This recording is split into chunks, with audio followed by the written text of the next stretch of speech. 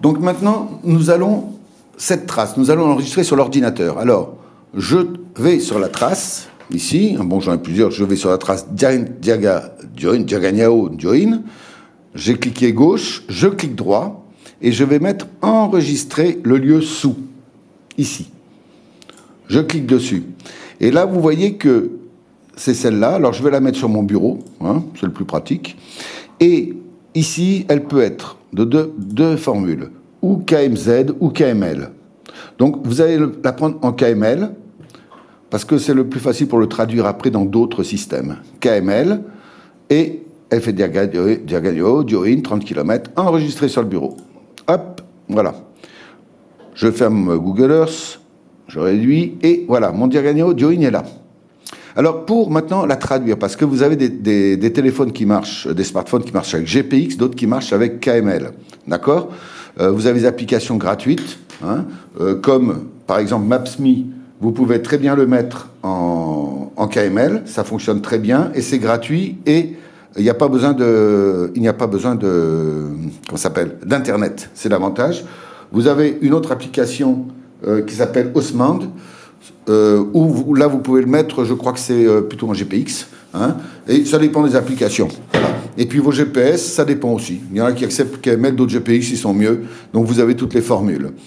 Donc maintenant, qu'est-ce qu'il faut ? Il vous faut un traducteur. Alors le traducteur, il s'appelle GPS Babel. Voilà, j'ai cliqué dessus, vous voyez en bas, ici, et ça, vous pouvez le charger. C'est GPS Babel, c'est gratuit, d'accord, hein ? Alors, ici, en haut, vous avez le format que vous allez mettre, d'accord ? Alors, ici, vous avez plein de formats différents, d'accord ? Vous allez utiliser pour ça deux. Il y a le GPS Google Earth Scale Makeup Language, ça veut dire, si on regarde bien, KML, d'accord ? Et vous avez un autre qui est un peu plus bas, parce que c'est par ordre alphabétique, c'est facile à trouver. Vous avez un autre qui s'appelle GPX. Alors, le voilà, vous voyez, GPX XML, d'accord ? Avec ces deux formats, vous faites tout ce que vous voulez, d'accord ? Alors, comme je vais traduire de KML en GPX, donc je mets ici Google Earth Makeup, donc KML, d'accord ? Je vais chercher dans mes dossiers. Là, je sais qu'il est sur mon bureau, toc, et je vais chercher mon tracé, le voilà, je le vois là, 30 km. Je le mets, et je le mets dedans. Vous voyez, il est ici, maintenant. Ensuite, là, vous pouvez, les transitions options, c'est waypoint, route, trace, vous mettez tout le temps, comme ça, vous vous ennuyez pas, d'accord ? Et là, maintenant, je vais chercher, vous voyez, sur un fichier, d'accord ? Alors là, celui-là, c'était pareil, je le mets là, je le voulais en GPX, donc je l'ai mis en GPX, d'accord ?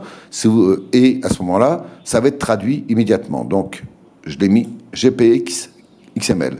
Je vais ici, Finame, et je vais lui mettre un nom. Ben voilà, bon, il sort automatiquement dans ce nom-là. Non, c'est pas ça. Je dis une bêtise. C'est donc Diaga Dioin. 30 km. 30 km. Voilà. OK. Et là, non, c'est celui que je veux. Enregistrer. Voilà. Vous voyez ? Donc maintenant, je l'ai là. Je sais qu'il sera sur le bureau à ce moment-là. Hein ? Il va se mettre de la même manière. Voilà. Et là, j'ai plus qu'à appuyer OK. Toc.